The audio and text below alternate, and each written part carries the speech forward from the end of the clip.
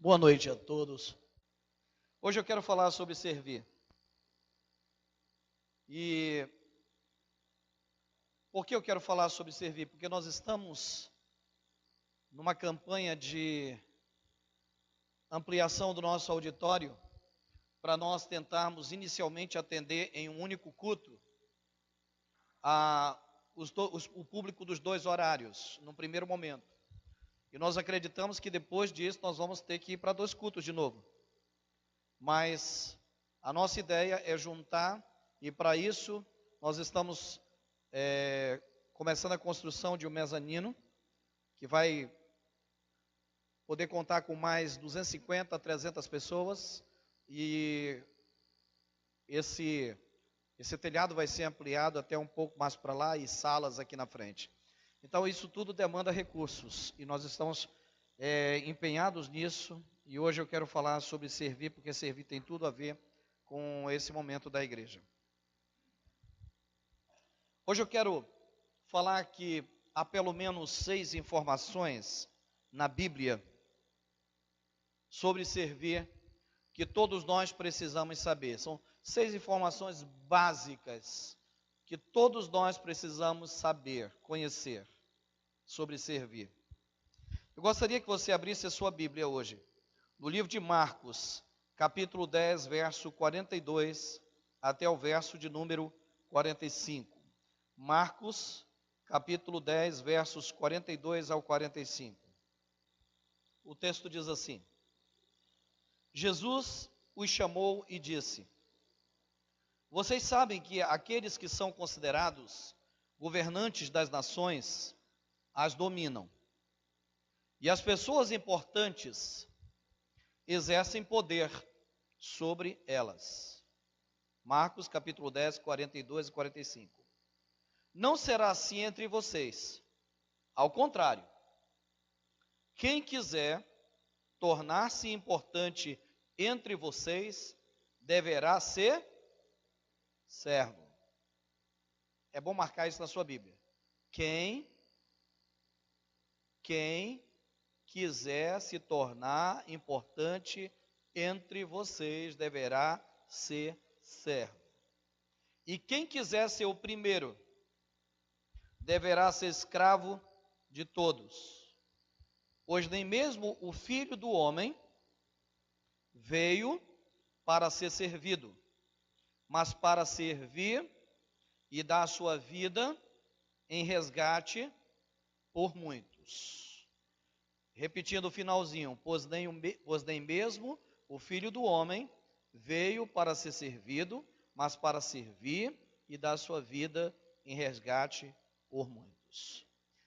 Esse texto aqui nos ensina a primeira informação que a Bíblia quer que nós tenhamos, que nós sejamos conscientes sobre servir. A primeira informação é: todo crente é chamado para servir. Ou seja, eu tenho que falar para mim mesmo: eu sou chamado para servir.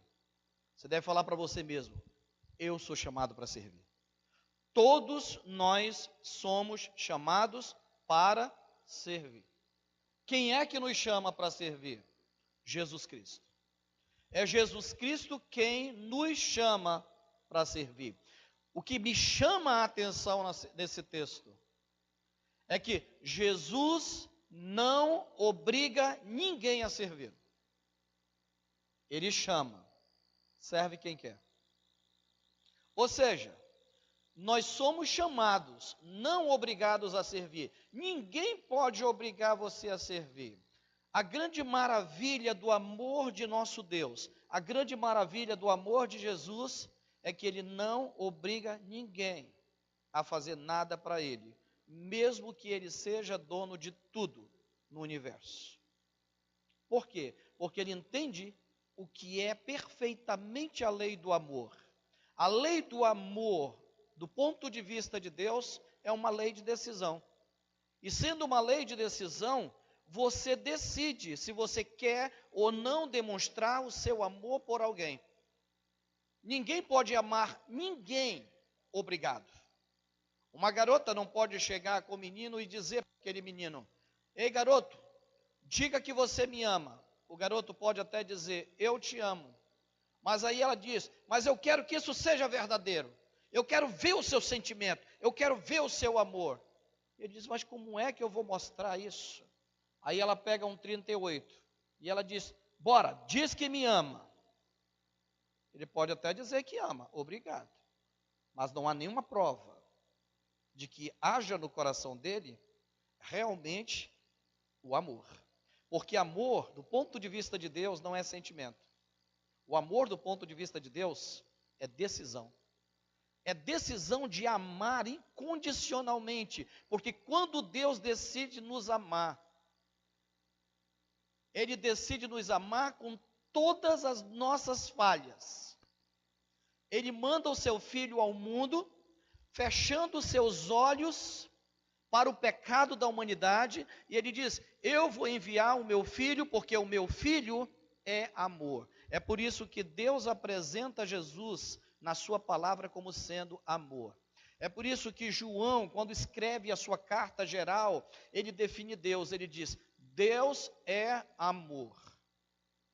Deus é amor. Ele decidiu nos amar. Agora, todos nós não somos obrigados a servir, nós somos chamados a servir.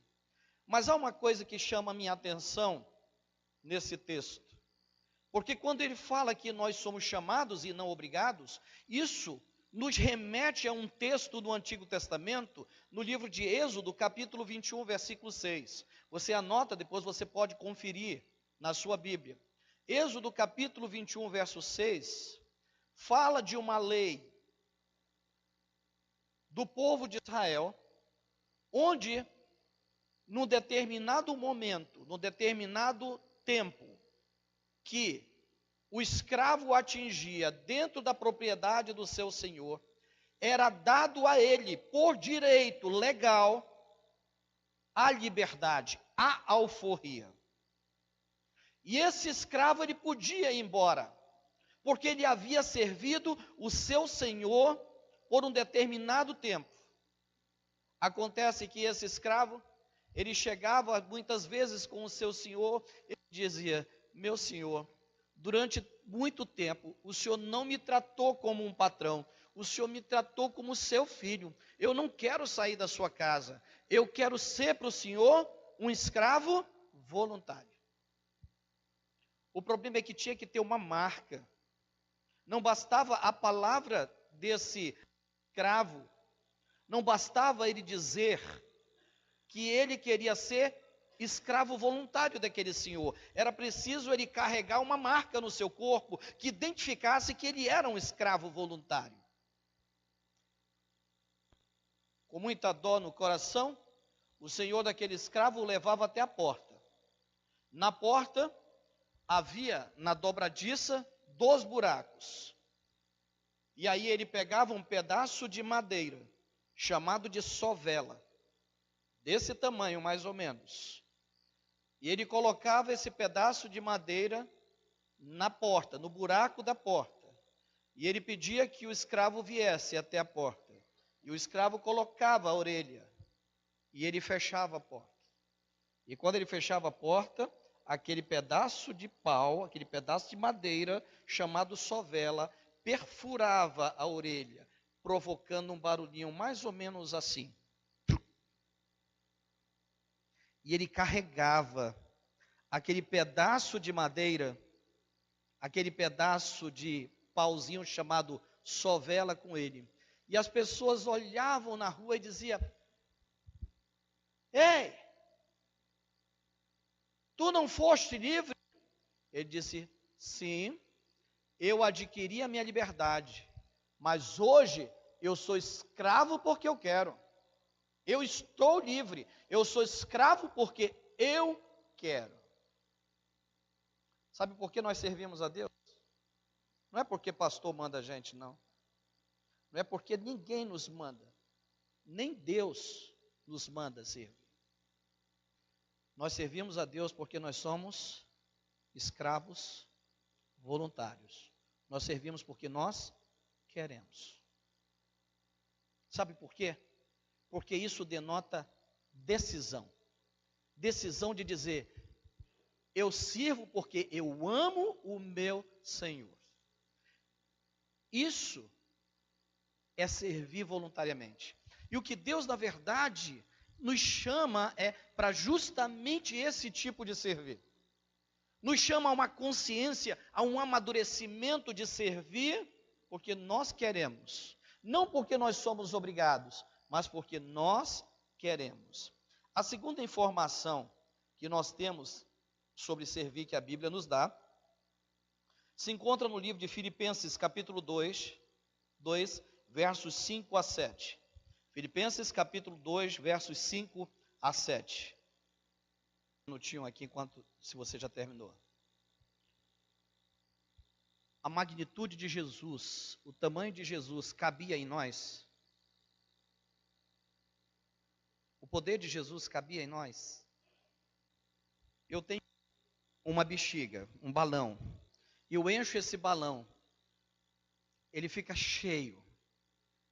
Eu tenho como colocar esse balão dentro dessa garrafa? Eu tenho como colocar esse balão dentro dessa garrafa? Há um jeito desse balão entrar nessa garrafa? Como? Vamos ler esse texto. Seja a atitude de vocês a mesma de Cristo Jesus, que embora sendo Deus, não considerou que o ser igual a Deus era algo a que devia apegar-se. Mas, o que ele fez? Esvaziou-se a si mesmo. Por que ele se esvaziou a si mesmo? Para caber em cada um de nós. Para ele caber em cada um de nós. Foi por isso que Jesus se esvaziou. Para caber em cada um de nós. Para que o seu espírito coubesse em cada um de nós. Ele se esvazia. E para ele se esvaziar, ele precisa deixar de ser Deus e se tornar homem.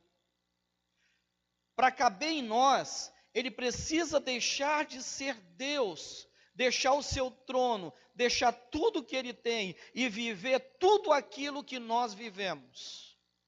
Passar pelas experiências que nós passamos. Entrar em nós para sentir o que nós sentimos. E sabe como é que a Bíblia define isso? A Bíblia define essa atitude de Jesus como sendo uma atitude de humildade. A atitude de Jesus é uma atitude de humildade. E a Bíblia diz, ele esvaziou-se a si mesmo, vindo a ser servo, tornando-se semelhante a homens, e sendo encontrado em forma humana, humilhou-se a si mesmo e foi obediente até a morte, morte de cruz.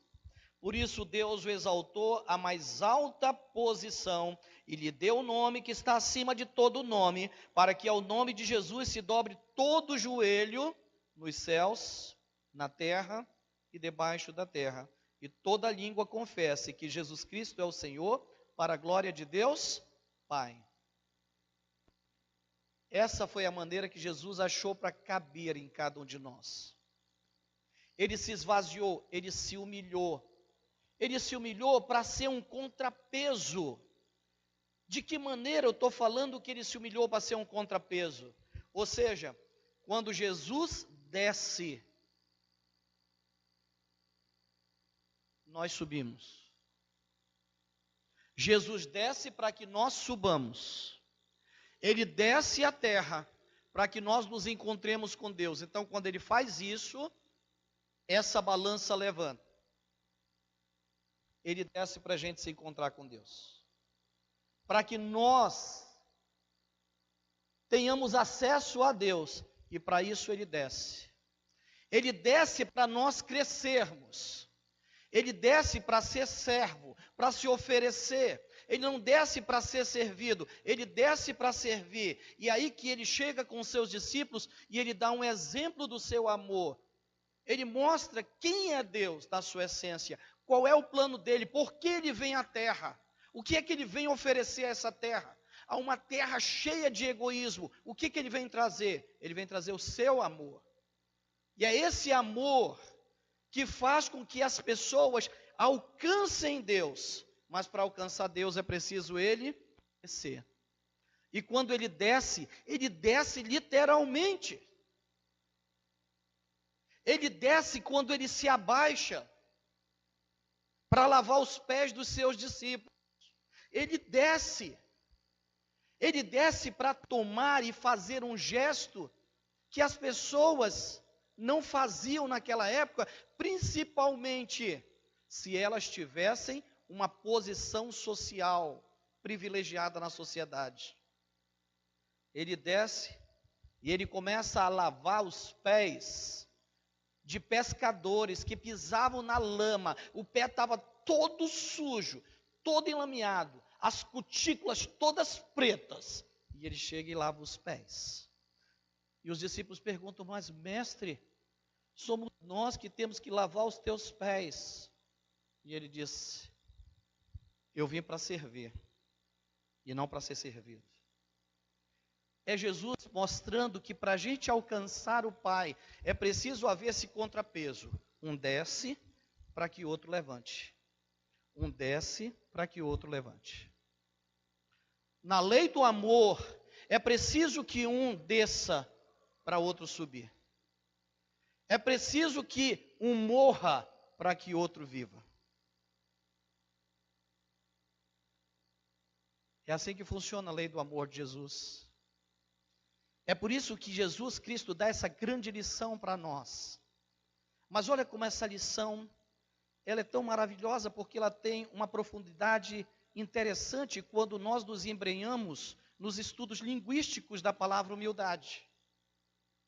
Pouquíssimas pessoas sabem que uma das raízes de onde deriva a palavra humildade é a palavra grega humus.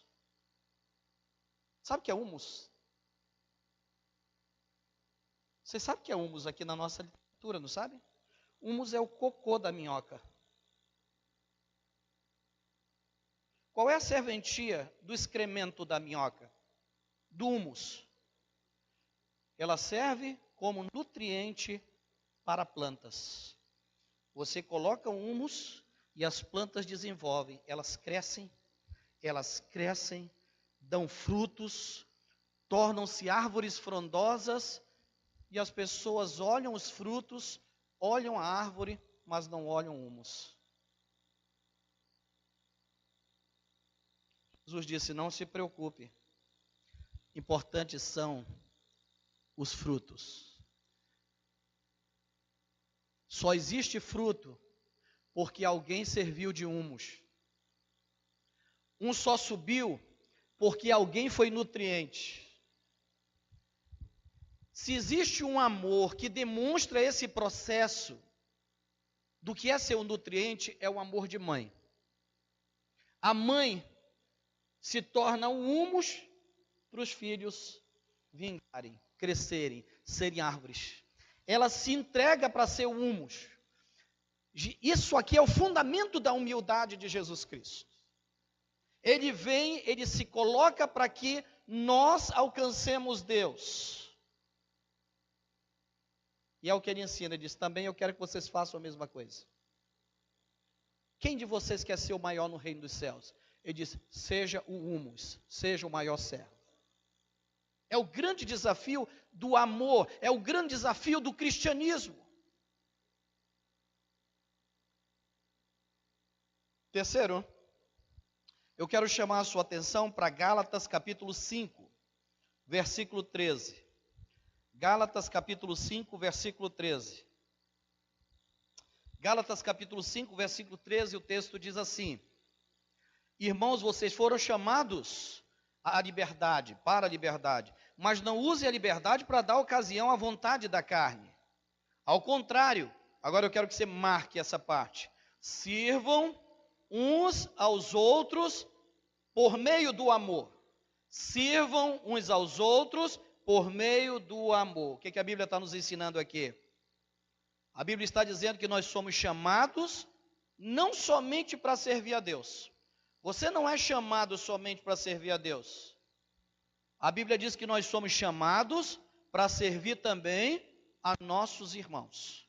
Sabe como é que a palavra de Deus chama essa palavra grega frater, irmãos? A tradução que foi dada é próximo.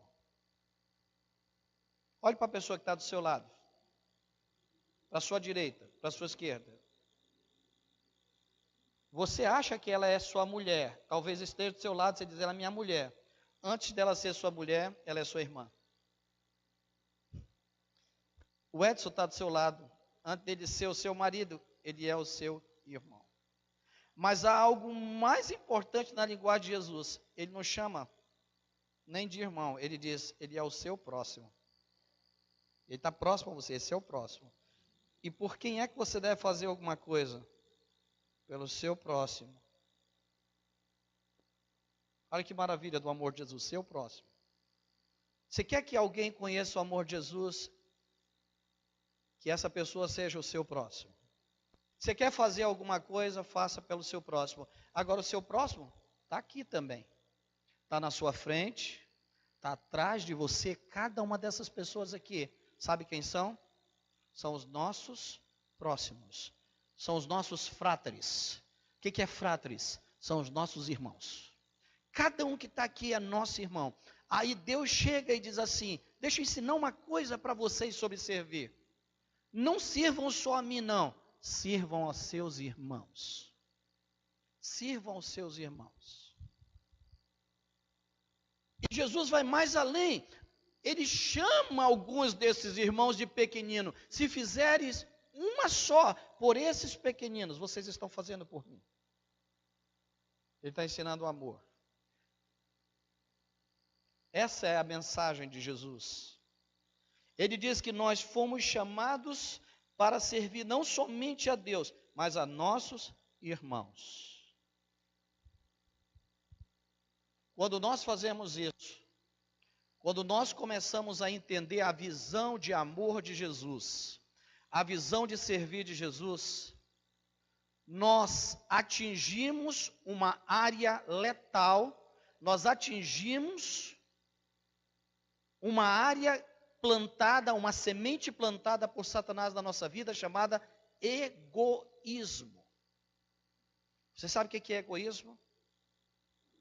Egoísmo é quando você pensa mais em você do que nos outros.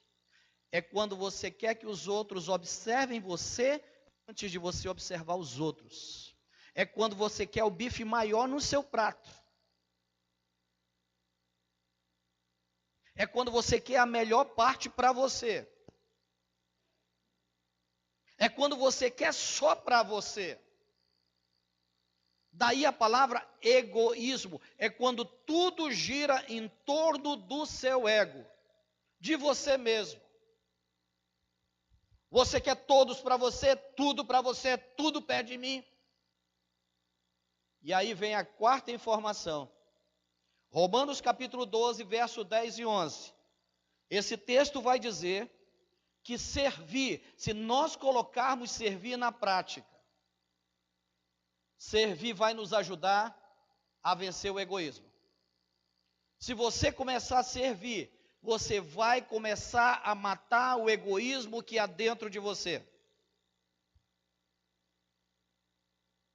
E aí esse texto diz: dediquem-se uns aos outros com amor fraternal.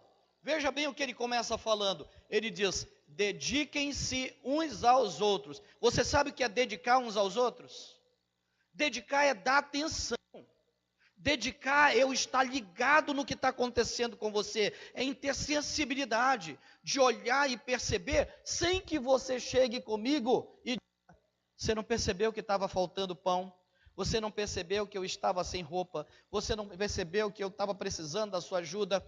Dedicar é você estar de olho atento. E ele não fala, ele não diz que é só um lado. Ele diz o quê? Ambos os lados. Dediquem-se. É todo mundo tomando conta de todo mundo. É o marido olhando para a mulher e a mulher olhando para o marido. É a mulher olhando e a mãe olhando para os filhos e o filho olhando para a mãe. Ou seja, a mãe não precisa chegar com o filho e dizer, filho, pega o lixo e joga lá fora. O filho olha para o lixo. E ele diz, a mamãe com certeza ia ficar feliz se eu jogasse esse lixo lá fora. E ele vai e joga o lixo lá fora, porque isso vai deixar a mamãe feliz. Dediquem-se uns aos outros com amor fraternal. Isso aqui é a revelação do amor fraterno. É quando eu estou pensando no meu irmão, na minha mãe que é minha irmã, no meu pai que é meu irmão, porque todos nós somos filhos do mesmo pai. Mas o texto diz mais. O texto diz: prefiram dar honra aos outros mais do que a vocês. O que significa isso?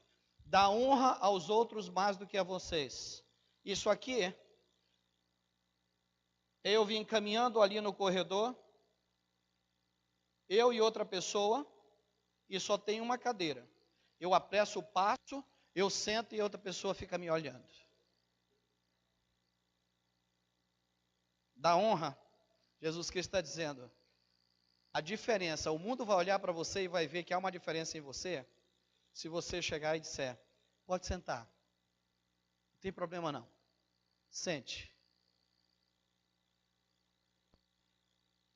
Lá na frente nós vamos ver quem é honrado, quem é exaltado, é aquele que serve ou é aquele que é servido? Fala para mim, eu não entendi. É o que serve? Então, na regra de Deus, quando os anjos tiverem que abençoar e trazer as bênçãos, ele vai perguntar, quem sentou na cadeira? A Maria. Quem deixou ela sentar? O João. A bênção é do João. Na lei de Deus, é assim que funciona. Aí o texto diz, nunca falte a vocês o zelo, o cuidado com as pessoas, o cuidado uns com os outros. Sejam fervorosos no espírito, sirvam ao Senhor. Ou seja, Deus está dizendo, eu tenho a receita para você vencer o egoísmo. A receita é servir uns aos outros. Servir ajuda cada um de nós a superar o egoísmo. Mas a quinta informação que esse texto, ou que a Bíblia nos ensina, está no livro de Atos, capítulo 2, versos 46 a 47. Atos 2, 46 a 47. Isso aqui é muito bom porque ele vai expandir um pouquinho, essa massa vai crescer e vai atingir outras áreas. Deus me deu uma família magnífica. Deus me presenteou com pessoas maravilhosas na minha família.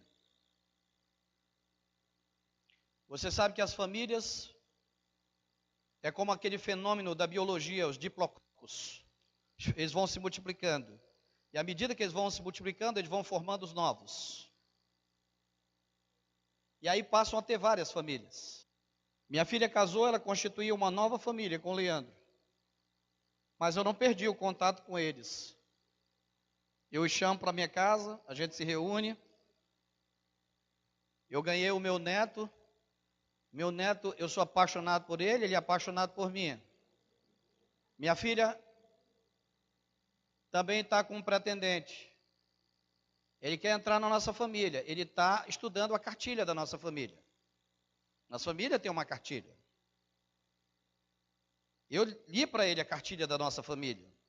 Eu já conversei a cartilha dele. Vez ou outra, eu mostro para ele que ele está um pouquinho fora da cartilha, ele entra na cartilha. Porque ele quer entrar na família. Eu quero o melhor para o meu genro Leandro. O que eu puder fazer pelo meu genro, eu faço. Eu quero o melhor para minha filha Rízia. Eu quero o melhor para o meu neto. Eu quero o melhor para minha filha Adriele. Porque eu constituí uma família e a partir dessa família foi crescendo. Agora tem o Gabriel querendo entrar na família. Eu quero o melhor para o Gabriel. A Bíblia diz que o grande objetivo de Deus é promover dentro desse sistema crescimento e fortalecimento. Crescimento e fortalecimento. Antes de pensar em igreja, Deus pensa em família. Antes de pensar em igreja, Deus quer famílias estruturadas. Não adianta você vir para a igreja, fazer parte de uma estrutura onde você ali se acha, se a sua família não tem estrutura. Deus quer que você estruture a sua família, porque é uma micro-igreja. Todo estudo que serve para a igreja, serve para a família. Quando nós abrimos a nossa Bíblia no livro de Atos, capítulo 2, verso 46 a 47, essa lição inicialmente é para a família. Ela serve para a família. Você sabe por que muitas famílias estão se separando? Porque nós estamos perdendo muitas famílias na nossa sociedade. É porque Satanás descobriu qual é a estratégia para dilacerar, para dilapidar, para desconstruir a família. Ele descobriu que, ao invés de reunir, as famílias devem se afastar. Devem serem separadas. O texto começa dizendo assim, presta atenção nesse texto. Todos os dias continuavam a reunir-se no pátio do templo. Você sabe por que essa igreja, a igreja neotestamentária, a igreja primitiva, porque ela vai crescer? Pelo fenômeno do todo dia. O todo dia é muito importante na nossa vida. O hábito do todo dia.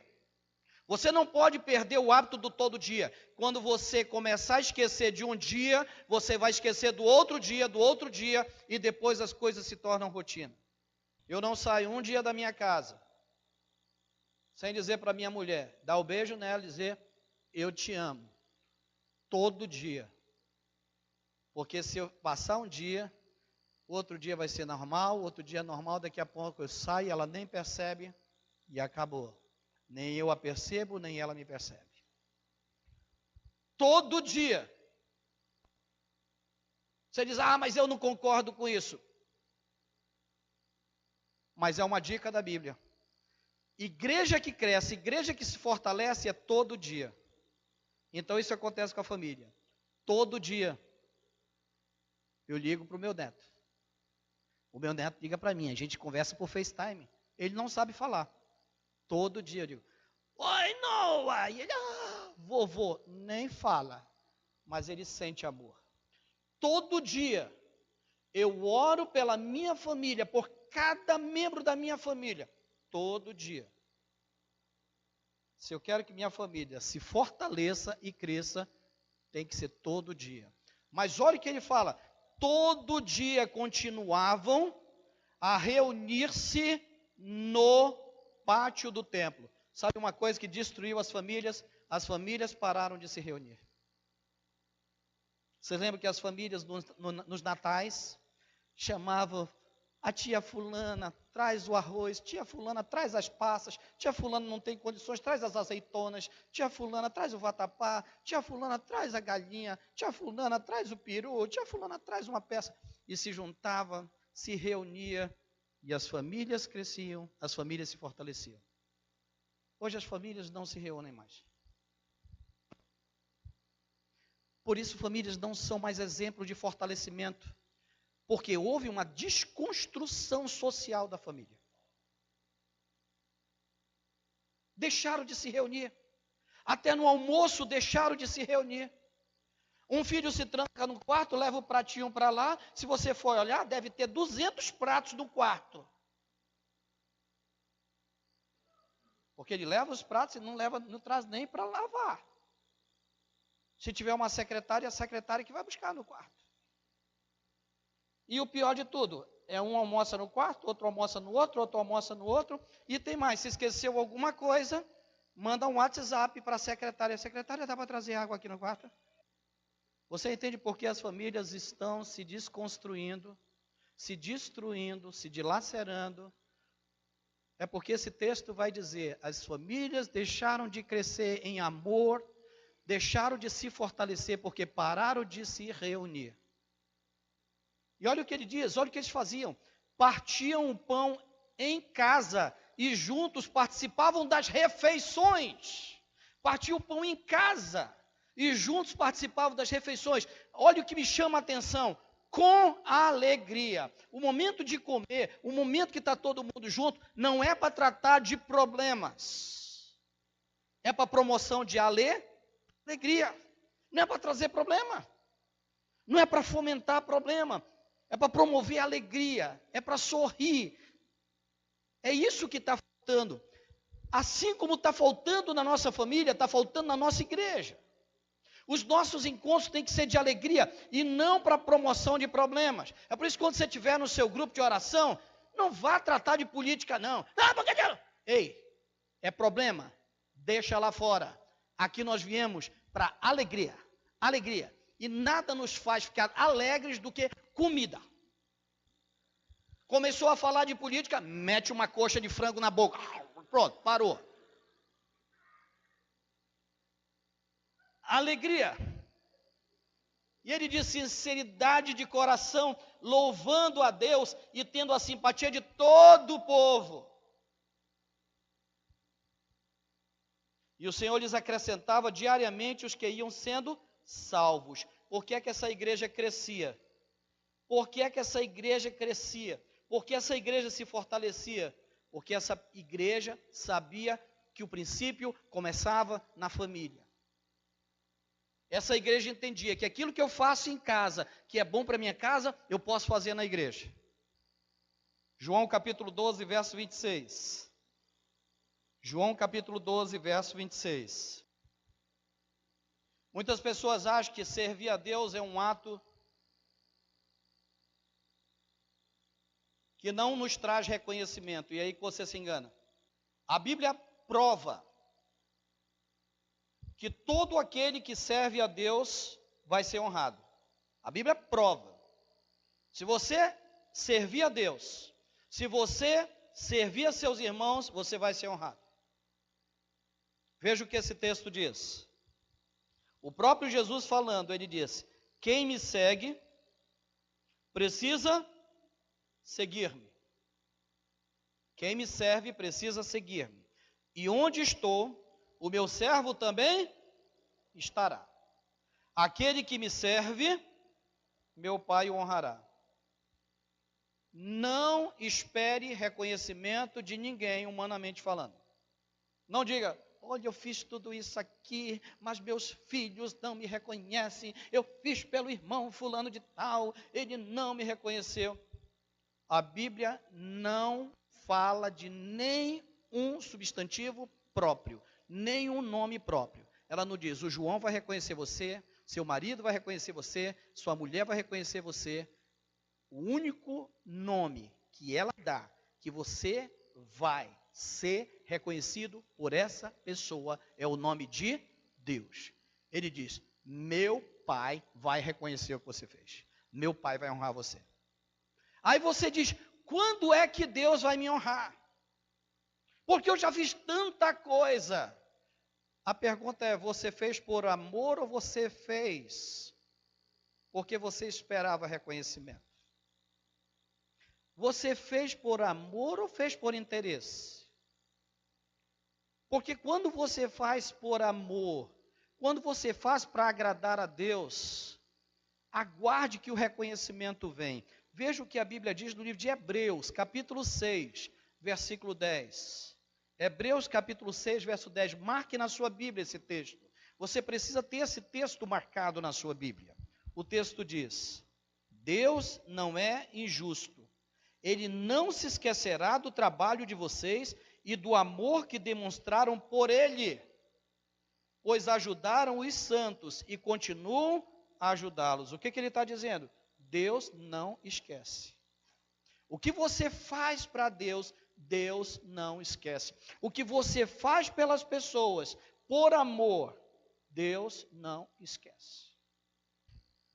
Vamos revisar as 6 para a gente não esquecer. Número 1, todos nós somos chamados para servir. Número 2, servir é uma atitude humilde que agrada a Deus. Número 3, somos chamados para servir a Deus e a nossos irmãos. Número 4, servir ajuda-nos a vencer o egoísmo.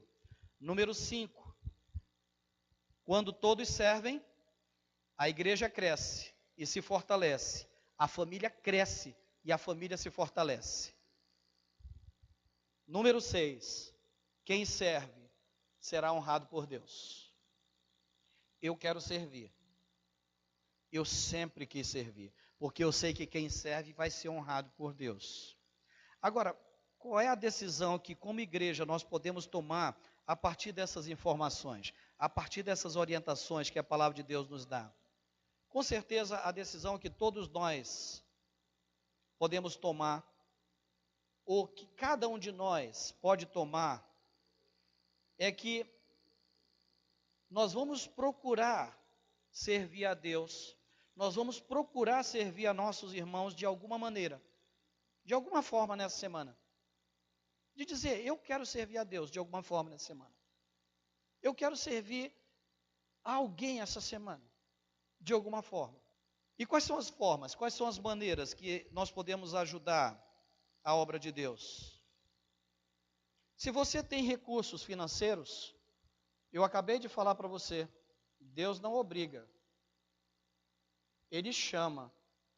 Se você se sente chamado, você ajuda financeiramente.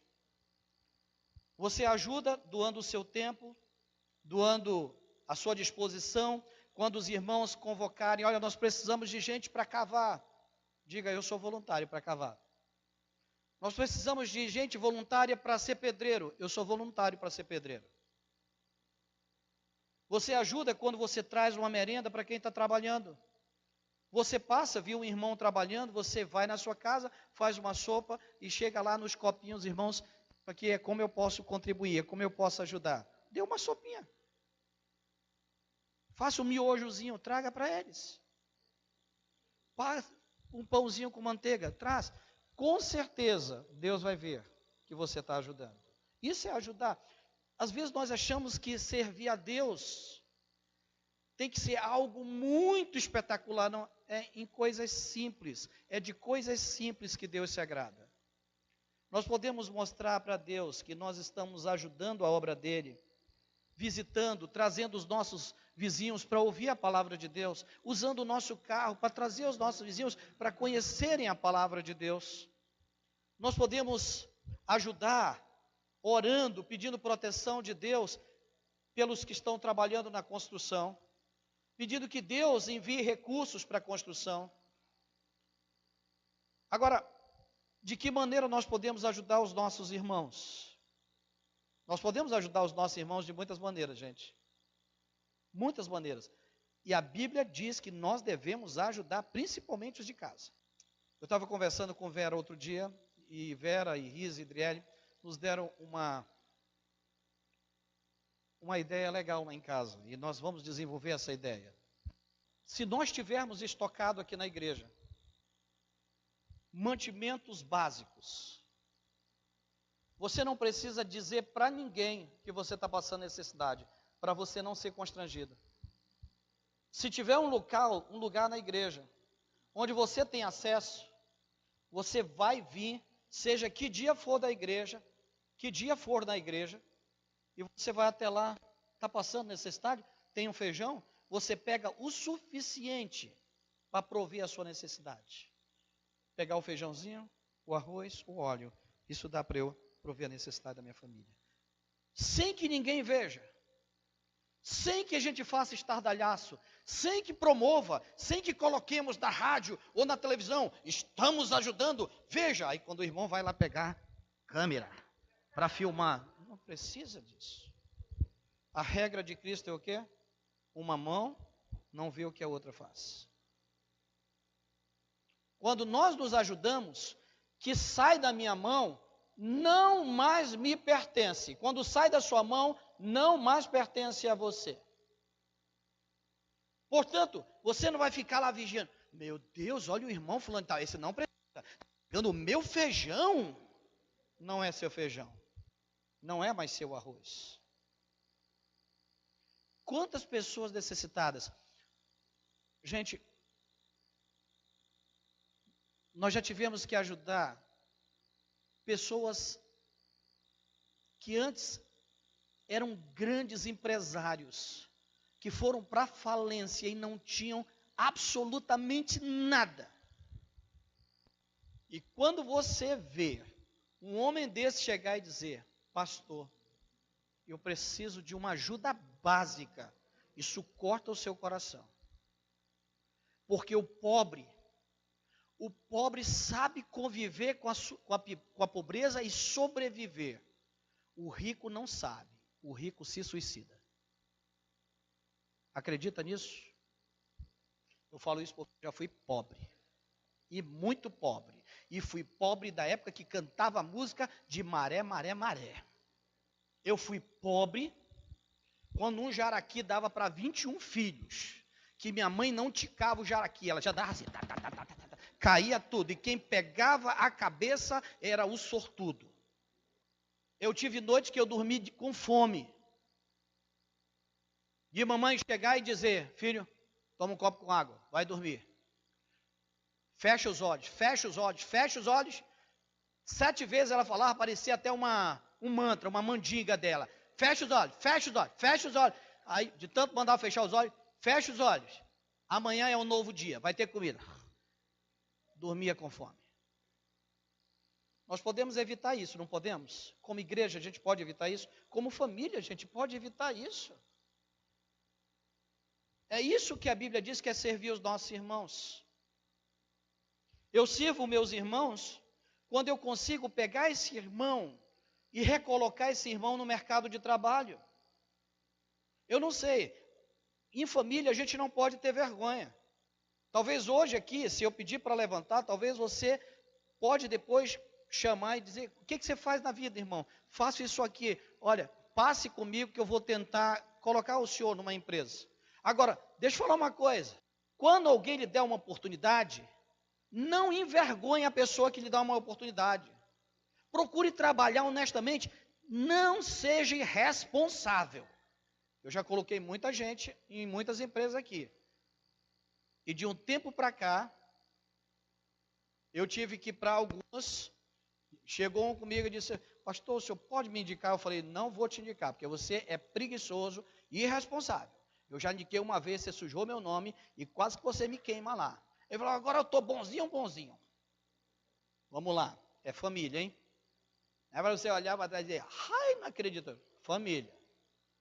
Você está aqui, está desempregado, você quer que alguém ajude você a voltar para o mercado de trabalho, porque o negócio está sério para você. Levanta aí. Se você tiver vergonha, não tem problema não, levanta não. Está todo mundo empregado? Primeiro culto, nós tivemos quantos, Nélio? 5. 5 pessoas que levantaram, foram cadastradas. E sabe o que é que nós vamos fazer agora? Nós vamos chamar para um curso de capacitação para recolocar essas pessoas no mercado de trabalho.